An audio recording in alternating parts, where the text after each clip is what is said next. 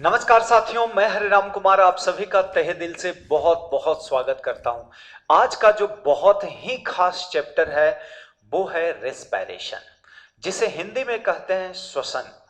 श्वसन किसी भी जीवों के लिए अनिवार्य है, किसी भी जीव के लिए। तो जीव में तो हम कुछ भी कह सकते हैं, पेड़ पौधे भी जीव है, हम जीव हैं, चूहा है, केचुआ है, मगरमच्छ है, खटमल है, कॉकरोच है, सब क्या है? जीव। और सारे लिविंग ऑर्गेनिज्म में श्वसन एक अनिवार्य क्रिया है। बिना श्वसन के आप निर्जीव हो और श्वसन है तो हम सजीव हैं। पहली पॉइंट तो क्लियर। अब हमें पढ़ना है कि ये श्वसन होता क्या है सर। तो श्वसन का मतलब होता है इनमें और फोटोसिंथेसिस में अंतर क्या है, जरा आप देखो। फोटोसिंथेसिस में भोजन बनते हैं, CO2 H2O ये मिल करके भोजन का निर्माण करता है। लेकिन श्वसन में क्या होते हैं?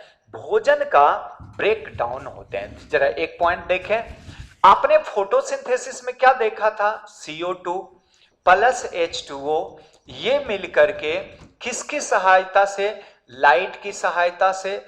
और किसकी सहायता से? पिगमेंट यानी वर्णक की सहायता से क्या बना रहा था? तो ये बना रहा था C6H12O6 प्लस। जीने के लिए हमें दे रहा था दोस्त ऑक्सीजन, जो हम चर्चा कर चुके हैं। ये कहलाता है कच्चा पदार्थ। तो छोटे छोटे मॉलिक्यूल्स जुड़ करके छोटे छोटे अणु किसका निर्माण करते थे? बड़े का। ये कहां हो रहा था बताओ? तो ये हो रहे थे प्रकाश संश्लेषण में। कहां हो रहा था? फोटोसिंथेसिस में। तो इसमें क्या होता है? मॉलिक्यूल्स जुड़ते हैं और बड़े अणु का निर्माण करते हैं। इसीलिए इसे हम कहते हैं एनाबोलिक प्रोसेस। क्या बोलते हो इसको? एनाबोलिक। तो एनाबोलिक का मतलब होता है जुड़ना। क्या होता है? जुड़ना। लेकिन इधर क्या हो रहा है? जो हम खाते पीते हैं C6H12O6, ऑक्सीजन की उपस्थिति में ये टूट करके हमें एनर्जी देता है। तभी तो आज हम बोल रहे हैं, चल रहे हैं। ये सब एनर्जी हमें मिल रहा है किससे? अल्टीमेट इस मॉलिक्यूल्स का ब्रेक डाउन होता है, तोड़ा जाता है, उसके बाद हमें एनर्जी मिलते हैं। तो ये इंपॉर्टेंट पॉइंट हम पढ़ेंगे। C6H12O6 ये क्या बनाता है? CO2 प्लस H2O और बदले में हमें क्या मिलता है? एनर्जी। बदले में क्या मिलता है? एनर्जी। ये एनर्जी है जो बदले में आपको मिल रहे हैं। थोड़ा सा मैं छोटा कर लेता हूं, चले। तो ये एनर्जी। अब यहां देखो, बड़े मॉलिक्यूल्स, ये क्या है? ग्लूकोज। बड़े मॉलिक्यूल्स टूट करके छोटे मॉलिक्यूल्स का निर्माण किया। तो ये जो क्रिया है इसको हम बोलते हैं केटाबोलिक। केटाबोलिक, केटाबोलिक ऐसे लिखना हिंदी में, केटाबोलिक। केटाबोलिक का मतलब होता है, बॉलिक का मतलब होता है काटना, टूटना। केटाबोलिक का मतलब टूटना। तो क से काटना, यानी खचखचा के काटते हैं, बड़े वाले को काट दिया, छोटे बन गया। तो ये क्या है? केटाबोलिक। और ये है एनाबोलिक। अब देखो, ये हरेक जीवित का अनिवार्य लक्षण है, हरेक सजीव का एकदम अनिवार्य है। सजीव का अनिवार्य अगर लक्षण पूछ लिया जाए कि भाई प्रकाश संश्लेषण अनिवार्य लक्षण है, एसेंशियल है, एकदम एसेंशियल ना, हम लोग तो नहीं करते हैं गुरुजी, कभी नहीं करते हैं प्रकाश संश्लेषण। अगर प्रकाश संश्लेषण करते तो आज हम पढ़ाते नहीं, ना ही आप पढ़ते। तो ये अनिवार्य है, हर में होगा। तुम में होगा, मैडम में होगी, मम्मी में होंगे, पापा में होंगे, दादी में होगा, फल में होगा, सेब में होगा, पपीता में होगा, केला में होगा, केचुआ में होगा, कॉकरोच में होगा, भेड़ में होगा, बकरी में होगा, सब करेगा इसको। अच्छा सर, ये अनिवार्य है, जीने के लिए श्वसन अनिवार्य है। तो अनिवार्य है तो देखता होगा हम लोग एकदम श्वसन की क्रिया। अब श्वसन तुझे श्वास से ही समझा देता हूं, हालांकि दोनों में अंतर है। ब्रीदिंग क्या होते हैं और रेस्पिरेशन क्या होते हैं, ये अलग मैं टॉपिक पे ही आ जाऊंगा, नहीं तो अपन उसी में फंसते जाएंगे।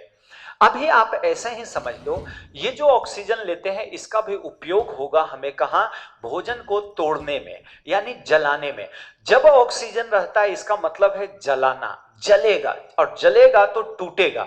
और किसी भी चीज को आप जब जलाते हो तो क्या निकलेगा, CO2। हम दौड़ते हैं धूपते हैं तो क्या निकल रहा है, पसीना, उसके बाद निकलते क्या है, CO2। अब प्रश्न आता है कि सर CO2 कहां से निकलते हैं, आप लोग बताना CO2 कहां से निकलता। अरे सर CO2 एक तो पीछे से निकलते हैं। हर लड़का ना क्लास में पूछूंगा तो वो बताएगा नहीं CO2, छोरियों से पूछ ले, गुड़िया बताना CO2 कहां से एकदम ऐसे लगती है जैसे कि वो कभी CO2 निकाली ही नहीं। कभी कभी आप पूछना बताओ CO2 निकलते हैं क्या, क्लास में अगर 2-4 CO2 निकाल दे तो माहौल, अरे सर माहौल एकदम खराब हो गया। पर मैं आपको बता चुका हूं कहां, फोटोसिंथेसिस में इसी CO2 से बनते हैं आम, केला, चावल, गेहूं, मक्का, जो कुछ भी बन रहा है उत्पाद किससे बनते हैं, इसी CO2 से। क्योंकि अभिक्रिया में और कहीं CO2 है ही नहीं, यानी कार्बन नहीं है, और इसी कार्बन से किसका निर्माण हो रहा है, ग्लूकोज का। तो आप ध्यान रखना, जो CO2 को हम इतना खराब मानते हैं उससे भोजन बनता है। अब यहां क्या होगा, इस अभिक्रिया को उलट दो, उल्टा कर दो। अब जो हमने खाना पिया खाया, रोटी उटी एकदम ठूस के आ गए, 18 रोटी, 4 गिलास दाल, ये सब ठूस ठास के आ गए, तो इसको पाचन भी तो करेंगे, तभी तो एनर्जी मिलेगा, इसे बॉडी में बढ़ाने की ताकत मिलेंगे। जब आप खाओगे तो ये जो ऊर्जा, देखो कॉन्सेप्ट कितना अच्छा है। यहां जो मेन ऊर्जा है वो कौन है, प्रकाश। कौन ऊर्जा है बताओ, प्रकाश, ये लाइट। फोटोसिंथेसिस में क्या होता है, प्रकाश का होता है संश्लेषण, यानी प्रकाश का क्या होता है, संश्लेषण। संश्लेषण का मतलब इसका रूप बदल जाएगा, बेचारे का रूप बदल जाएगा, रूप बदल जाएगा। हालांकि एनर्जी किसके पास है बताओ, एनर्जी तो किसके पास है, ये प्रकाश के पास है। ये तो बेचारा घूमता घूमता यहां से सूर्य से पत्तियों के पास आया था, बोला मेरे पास एनर्जी है, बोला आए एनर्जी है, लाओ लाओ लाओ। हरे राम सर बोले ना, एनर्जी का ना तो नष्ट होता है और ना ही इसको हम बना सकते हैं, इसके केवल ना फॉर्म को बदल सकते हो। फॉर्म को क्या कर सकते हैं, बदल सकते हैं, बदल सकते हैं, रूप को बदल सकते हो। अब बोला अच्छा रूप को बदल दोगे, तो अब प्रकाश है तो ये पत्ती इस प्रकाश की सहायता से क्या बना दिया, ग्लूकोज। कैसे बनाया आपको पढ़ा चुका हूं फोटोसिंथेसिस में, क्या बन गया बताओ, ग्लूकोज। अब ये ग्लूकोज धीरे धीरे, अब ये मोनोसेकेराइड क्या है, देखो मोनोसेकेराइड, जैसे कि आपको मैं और अच्छा समझा रहा हूं, एकदम कहानी को आप बेसिक तरीके से जब समझोगे ना तो मजा आएगा। जरा देखो आप कैसे मैं समझाना चाह रहा हूं आपको। जैसे इस पॉइंट को मैं बताऊं, ये ग्लूकोज है। जैसे आप टिफिन देखे हो, जब मेस से कभी खाना खाते हो तो वहां एक टिफिन में, एक बॉक्स में रोटी होंगे, एक में क्या होता होगा, धीरे धीरे वो रोटी को, दूसरे में सब्जी है और तीसरे में चिप्स उप्स ऐसा दे दिया। अगर एक टिफिन की बात करूं तो छोटी वाले क्या है, ग्लूकोज, मोनोसेकेराइड। मोनोसेकेराइड आपस में जुड़ करके किसका निर्माण करेंगे, ओलिगो, तो ये बनता है सुक्रोज। ये क्या बन गया, सुक्रोज। यानी ये तो छोटा यूनिट क्या है, ग्लूकोज, अब क्या बना दिया, सुक्रोज। अब प्लांट में क्या होते हैं, जैसे हम लोग में भी देखा होगा, मेस उसमें टिफिन उपिन दे दिया, जैसे भोजन जो बन रहे हैं, पहले रोटी बन रहा है, चावल बन रहे हैं, सब्जी बन रहा है, ये तीनों अलग अलग बन रहे हैं, तो ये है मोनोसेकेराइड। क्या है, मोनोसेकेराइड। टिफिन में एक में चावल, एक में रोटी, एक में सब्जी, तीनों एक टिफिन बन करके मेरे पास आ गया सुक्रोज। क्या है, ओलिगोसेकेराइड। सेम इसी तरह से प्लांट में बनता है किस रूप में, पूछ लेगा। फॉर्मेशन किस रूप में होता है, तो फॉर्मेशन होते हैं मेरे दोस्त किस रूप में, निर्माण होता है किस रूप में, ग्लूकोज के रूप में। लेकिन जिस तरह से मेस से आता है टिफिन, ऐसा थोड़े कि एक टिफिन उधर से आया, अरे ले ले ले रोटी दे दिया, आता हूं उधर से सब्जी लेकर आऊंगा, उधर से दाल लेकर, ऐसे नहीं होते, मार कान पे मारू गधेड़े, तीनों एक बार लाओ। तो सेम इसी तरह से प्लांट में भी जब भोजन जाते हैं, मान ले जाए पत्ती बना दिया और जड़ बोल रहा, अरे पत्ती भोजन लाओ रे, आज भोजन नहीं दिया पागल, भोजन नहीं दिया पागल, मैं श्वसन की क्रिया नहीं करूंगा। हरिराम सर पढ़ाए कि नहीं श्वसन अनिवार्य है, तो बोलेगा ला रहा हूं ला रहा हूं। तो इधर एक कली है, मान लिया जाए यहाँ पे एक कली है, तो ये कली बोलेगा अरे पत्ती हमें भी भोजन लाओ, अभी तो हम छोटा है रे, अभी हम फोटोसिंथेसिस नहीं कर रहे हैं। तो भोजन का जो ट्रांसलोकेशन होता है ना, दोनों डायरेक्शन में होते हैं, यानी ऊपर भी जाएगा भोजन और कहां जाएगा, नीचे भी आएंगे, दोनों डायरेक्शन में होते हैं, ये इंपॉर्टेंट।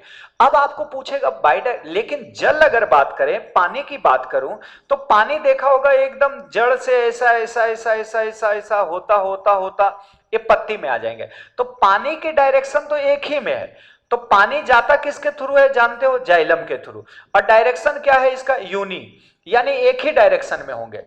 लेकिन अगर मैं बोलूं फूड का ट्रांसलोकेशन की बात करें, भोजन का फूड ट्रांसलोकेशन की बात करें, तो ये होता है बाई डायरेक्शनल। कितने होते हैं, बाई डायरेक्शनल। और फूड किसके थ्रू जाता है पता होगा, फ्लोएम के थ्रू। किसके थ्रू जाएगा बताओ, फ्लोएम के थ्रू। तो ये इंपॉर्टेंट पॉइंट है।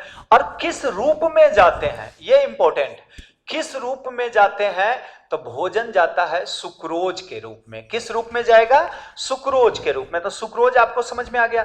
अब जैसे कि टिफिन सब ले आए, सबके हॉस्टल से टिफिन भी तो लाऊंगा। अब उसमें एक रोटी मान लीजिए आपने छोड़ दिया, एक रोटी आपका दोस्त ने छोड़ दिया, किसी ने सब्जी छोड़ दिया, तो टिफिन को जो बेचारा लेबर है वो लाएगा और एक डस्टबिन में इकट्ठा कर देगा।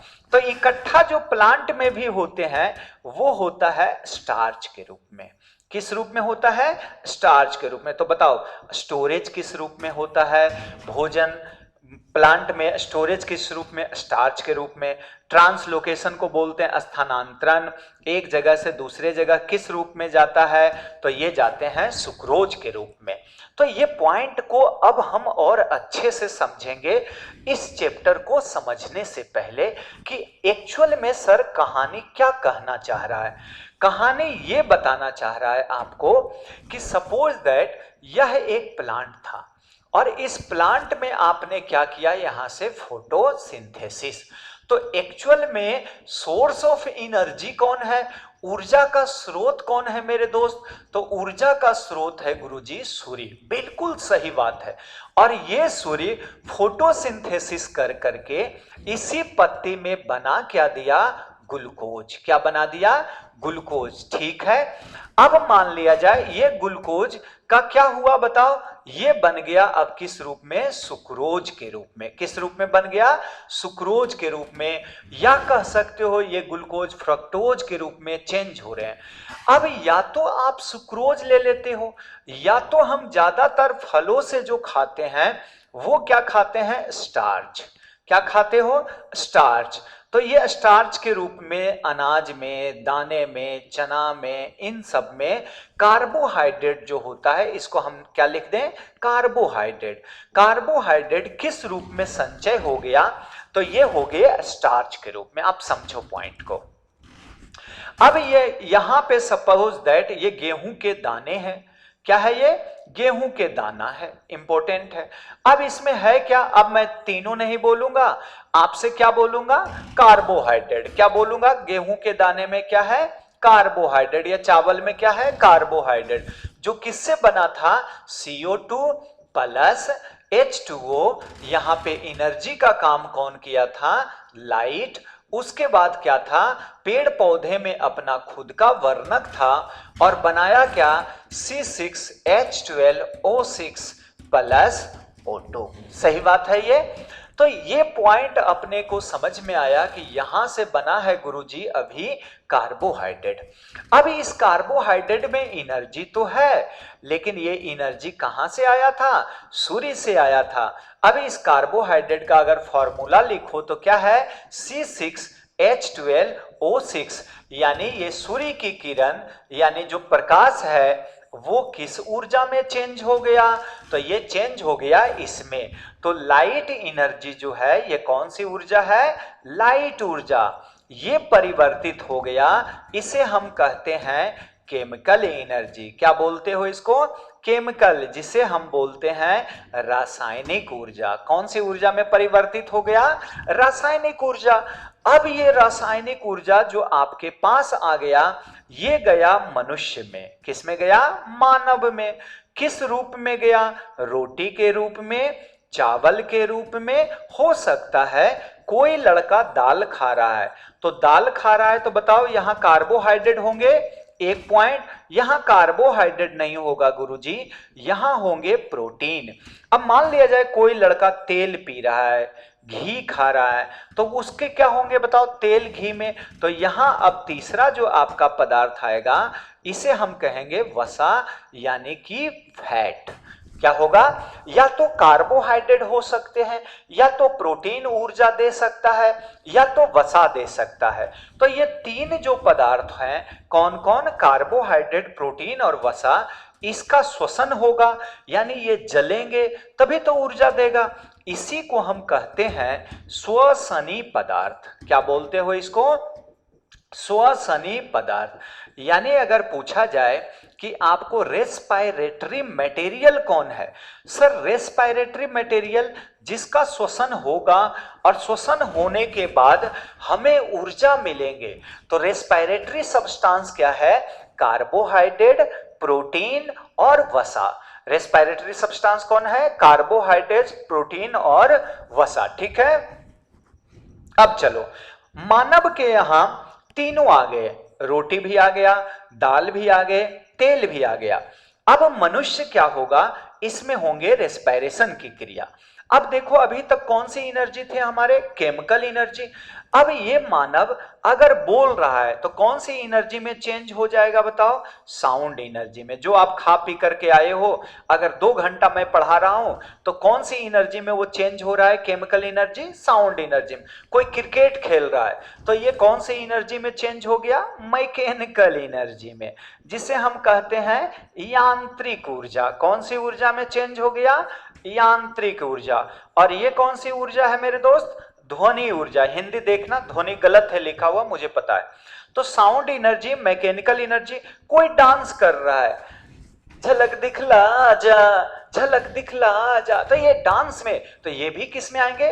यांत्रिक। कोई योगा कर रहा, योगा, तो एनर्जी तो जा रहा है, लेकिन कोई रिप्रोडक्शन कर रहा है तो रिप्रोडक्टिव एनर्जी में जा रहा है, उसमें भी पसीना पसीना हो रहा होगा तो एनर्जी ऐसे ऐसे थक गया, तो रिप्रोडक्टिव एनर्जी। तो सब जगह यानी वही रासायनिक ऊर्जा ये चेंज हो रहे हैं।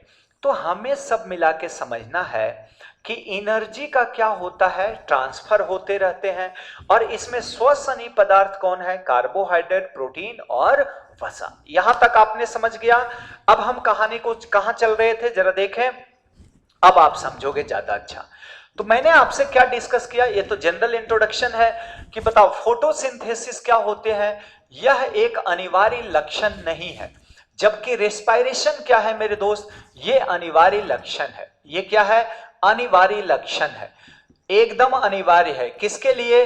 किसी भी लिविंग के लिए क्या है? यह एक अनिवार्य है, जबकि यह अनिवार्य नहीं है। दूसरा, फोटोसिंथेसिस में मॉलिक्यूल जुड़ते हैं, इसीलिए ये कैसा है? एनाबॉलिक प्रोसेस है। कैसा है? एनाबॉलिक। और इसमें टूटते हैं तो ये क्या है? केटाबॉलिक प्रोसेस है। कैसा है ये? केटाबॉलिक। केटाबॉलिक का मतलब टूटना और एनाबॉलिक का मतलब जुड़ना। हिंदी में लिख लेना आप इसमें, टूटना। केटा का मतलब काटना, टूटना, ये बता चुका हूं। अगला जो हम पॉइंट बता चुका हूं, ये किस में होते हैं? हरे पादप में। और जो हरे हरे हैं उसमें क्या फोटोसिंथेसिस? जैसे शैवाल करेगा फोटोसिंथेसिस, पादप करेंगे क्या? फोटोसिंथेसिस। तो आपको बाकी ये क्या होते हैं? ये सभी जीवों में क्या होगा? फोटोसिंथेसिस।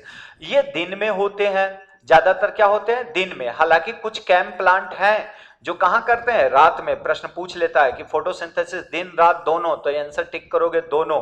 कुछ कैंप प्लांट जो होते हैं कहां होते हैं? कैंप प्लांट में। कुछ क्या, कैंप प्लांट अधिकांशतः क्या करते हैं? रात में। स्कोटो एक्टिव टाइप का स्टोमाटा इसमें होते हैं, उसके कारण। चले, और ये क्या होता है? दिन रात समान होते हैं।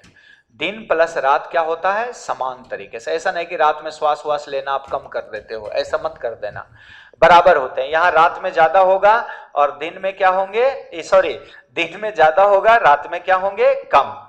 अगला, ये जो फोटोसिंथेसिस होता है ये होते हैं क्लोरोप्लास्ट में। कहां होते हैं? क्लोरोप्लास्ट में। संपन्न कहां होते हैं? क्लोरोप्लास्ट में। इसको बोलते हैं क्या? हरित लवक। और ये कहां होता है? ये संपन्न होते हैं माइटोकॉन्ड्रिया प्लस कोशिका द्रव्य में। कहां पे? कोशिका द्रव्य में। तो ये इंपॉर्टेंट पॉइंट है, कोशिका द्रव्य प्लस माइटोकॉन्ड्रिया में क्या होते हैं? संपन्न। तो ये तो बेसिक पॉइंट है जो आपको आना चाहिए, बिल्कुल परफेक्ट रूप से ये आना चाहिए। ठीक है, अब आगे हम कहानी को बढ़ते हैं। देखो, अब अगला जो चैप्टर जो है यहां से मैं शुरू करने जा रहा हूं, श्वसन के प्रकार। इसी में एक फर्मेंटेशन भी पढ़ना है, तो फर्मेंटेशन का 2 लेक्चर आपको मैं करवा दिया हूं कि फर्मेंटेशन क्या होते हैं, तो वो इंपॉर्टेंट है। अब हम बात करेंगे टाइप ऑफ रेस्पायरेशन। किसकी चर्चा हम करेंगे? टाइप ऑफ रेस्पायरेशन, यानी कि श्वसन के प्रकार। श्वसन के प्रकार, तो कितने तरह के श्वसन की हम चर्चा करेंगे? तो हम चर्चा करने वाले हैं आपके साथ 2 तरह का। एक को कहते हैं वायवीय, आप भी मेरे साथ नोट्स बनाना। वायवीय यानी कि एरोबिक। दोस्तों, मैंने आपसे बोला श्वसन, तो श्वसन का मतलब आपके दिमाग में चलना चाहिए जलना। श्वसन का मतलब जहां ऑक्सीजन है वो जलाएगा और क्रिया कहलाएगा ऑक्सीडेशन। क्या होगा इसमें? ऑक्सीडेशन की क्रिया हो रहे हैं, जल रहे हैं। और जलने से क्या निकलता है? CO2। हम हाँफते हैं, चलते हैं, तो क्या है? पसीना निकल रहा है, वो क्या है? H2O। मुंह से बोल रहा हूं, ये क्या निकल रहा है? CO2।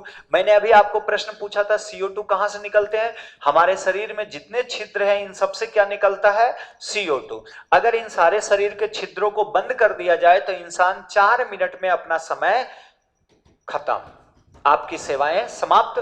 पीछे वाले को आप मौका दें, बहुत दिन आपने पाप रूपी धरती पे अपना कर्म कर लिए हो, तो ये ध्यान रखना। पहला हम बात कर रहे हैं वायुवीय और दूसरा है मेरे दोस्त अवायुवीय। राइटिंग समझ में तो आ रहे हैं, ऐसा नहीं कि एकदम सर मजा नहीं ला रहे हो। एनएरोबिक, एनएरोबिक जानते हो, ये बोर्ड ही लाया हूं मैं केवल तुम लोग को पढ़ाने के लिए। क्लास में अलग लगे हुए हैं, इसमें मैं जान के लगाया हूं सिस्टम। कैमरा भी थोड़ा ढंग का लगाया हूं जिसमें गोरा आ सकूं मैं, हल्का ठल्का।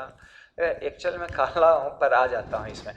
देखो, वायुवीय का मतलब क्या है? वायुवीय ऑक्सीजन क्या होगा? उपस्थित, और यहां ऑक्सीजन क्या होगा? अनुपस्थित। फर्स्ट पॉइंट क्लियर, ऑक्सीजन नहीं होंगे। अब देखो, इस पेन को अगर मैं जलाऊं या कोई पेपर को जलाऊं, इस पेन को या माचिस के तिल्ली को ऐसे आपने जलाया होगा और हवा की उपस्थिति में जलाओगे तो ये देर तक जलाएंगे, देर तक जलेगा। लेकिन इसको जला करके मुंह में ऐसे ले लेते थे तो बुझ जाता था, देखा होगा, क्योंकि अंदर क्या है? CO2। तो CO2 आग को बुझाने के काम करते हैं, जबकि ऑक्सीजन धधकाने का काम करेगा, जलाने का काम करेगा। तो ऑक्सीजन क्या करेगा? जलाएगा। देखो, इस पृथ्वी पे ध्यान रखना, जहां ऑक्सीजन है वो जलाएगा।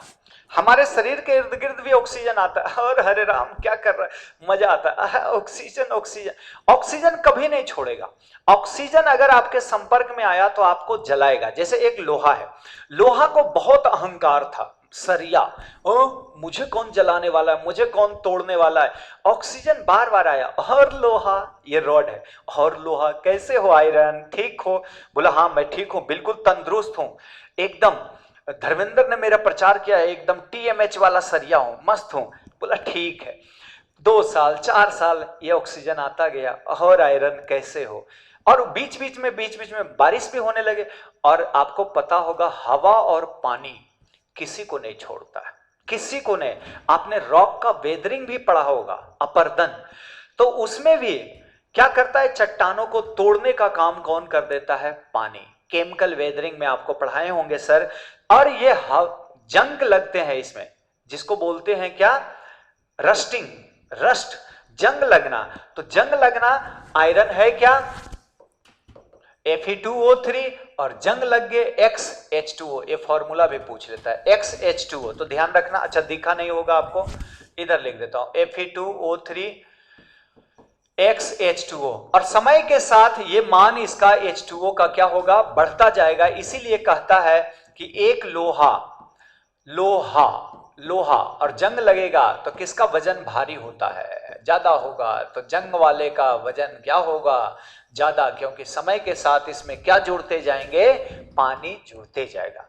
तो आपको कौन सा लोहा भारी लगता होगा, देखता होगा, एक जो जंग लगे हुए हैं वो, तो उसकी हालत क्या कर दिया ऑक्सीजन, देख लो आप, इसी से अंदाज लगा लेना कि ऑक्सीजन किसी को नहीं छोड़ता है। ऑक्सीजन का मतलब ही है वो आपको नाश करेगा। अगर ऑक्सीजन ना होता, आपको याद है कुछ चीजें मैं आपको बताता हूं, चलो। स्टोरेज ये ना बड़ा अच्छा कॉन्सेप्ट है, पर इसको लोग ना समझाते हैं या नहीं समझाते हैं पता नहीं। आपने नाम सुना होगा फ्रूट स्टोरेज में, फलों के सब्जियों को भंडारण करने के लिए एक वैक्यूम मेथड को अपनाते हैं जिसे निर्वात कहते हैं, निर्वात चैम्बर। तो निर्वात का मतलब क्या होता है, आपको पढ़ाऊंगा कैनिंग। अरे सर कैनिंग, हाँ डिब्बा बंदी में पढ़ाए थे सर, पोस्ट हार्वेस्ट वाला टॉपिक है ना, हाँ उसमें पढ़ाया था। और सर उसमें एक पॉइंट आप बोल रहे थे कि जब डब्बे में हम कोई पदार्थ को भरते हैं, बोतल में कोई पदार्थ को जब भरते हैं ना सर, तो इससे हवा निकाल लेते हैं। हाँ, उसको कहते हैं एग्जॉस्टिंग, यानी हवा को खींच लेते हैं। क्योंकि इसी को लुईस पास्चर ने समझाया था और निकोलस एपार्ट का भी मानना था कि अंदर में कोई भी पदार्थ खराब होते हैं ना, ऑक्सीजन के कारण, हवा के कारण क्या होता है, खराब होता है, क्योंकि हवा में सूक्ष्म जीव होंगे, वो इसको दूषित करेगा। सब मिला के आपको कहना चाह रहा हूं कि इससे भी हवा निकाल लिए ताकि इसके अंदर जो मटेरियल है इसकी आयु क्या हो सके, बढ़ सके। जैसे ये सपोज दैट, ये तो आपको पढ़ाने के लिए लाता हूं, ये कुछ नहीं है, ये अभी केमिकल है, ये क्या है, ग्लूकोन डी है, और पानी है, तो पानी में क्या है, इलेक्ट्रॉन है, और ग्लूकोज में भी क्या है, इलेक्ट्रॉन है। अरे सर ग्लूकोज में इलेक्ट्रॉन है, हाँ पागल, C6H12O6, इसमें ग्लूकोज है, निकाल लेना। तो ये ग्लूकोज है, अब ये हमारे अंदर जाएंगे तो ये एनर्जी, जब मैं इतना देर से बोल रहा हूं थक गया होगा, मुंह से CO2 निकल रहे हैं, CO2 तो इलेक्ट्रॉन बाहर हो रहा है, बाहर हो रहा है, बाहर हो रहा है, तो इलेक्ट्रॉन निकल गया शरीर से, अब मैं डिस्चार्ज हो रहा हूं, तो चार्ज करने के लिए पानी और ग्लूकोन डी डाल रहा हूं।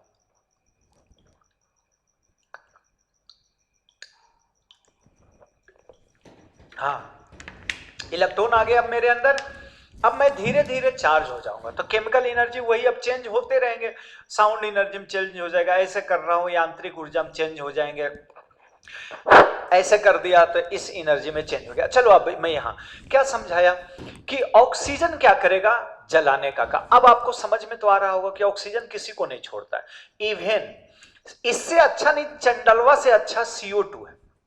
CO2 तो कम से कम भोजन बनाया पगला, ये तो जलाने का काम करता है। CO2, हाँ सर, तो अब लेकिन हमारी सोच कितनी गंदी है, हम CO2 में क्या बोलते हैं, अरे यार क्लास में लड़की लोग एक दो CO2 निकाल देते, लड़की लोग इस लड़का से बात नहीं करेंगे, क्यों, पादता है, खराब है।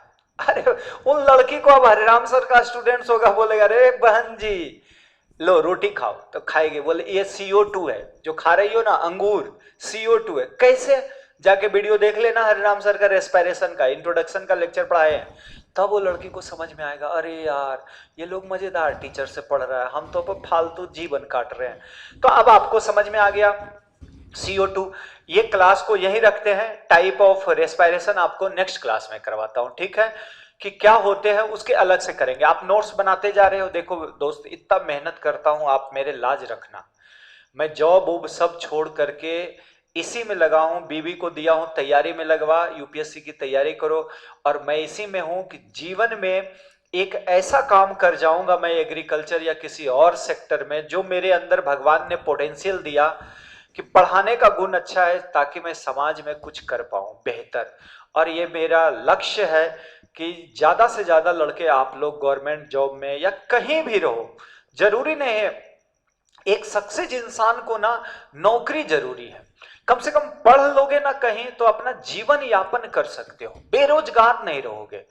तो बाद में आप फोन करोगे तो यार सर मैं यहाँ लग गया, तो वो मेरे लिए बहुत खुशी की बात है। और यही दुआ करता हूँ कि आप हमेशा लिख के पढ़ो।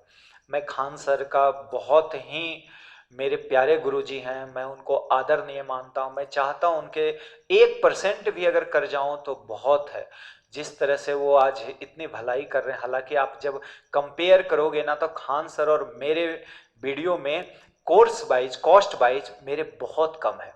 उनके 80, जैसे ज्योग्राफी दिए, हिस्ट्री दे दिए तो 80 लेक्चर है तो 200 रुपये, 199 का। अभी मैं मैडम का लिया हूँ इसलिए मुझे पता है। भूगोल दे दिए 60 लेक्चर तो 200 रुपये, लेकिन हमारे यहाँ 200 रुपये में आपको 1000 वीडियो मिलता है। तो इसीलिए प्राइस में खान सर से भी मेरा लेक्चर क्या है, बहुत ही लो प्राइस पे है, लो कॉस्टिंग पे है। अगर आप लोग अच्छा करोगे तो यही मेरी कमाई है। मिलेंगे आपके साथ नेक्स्ट वीडियो में, तब तक के लिए जय हिंद, जय भारत।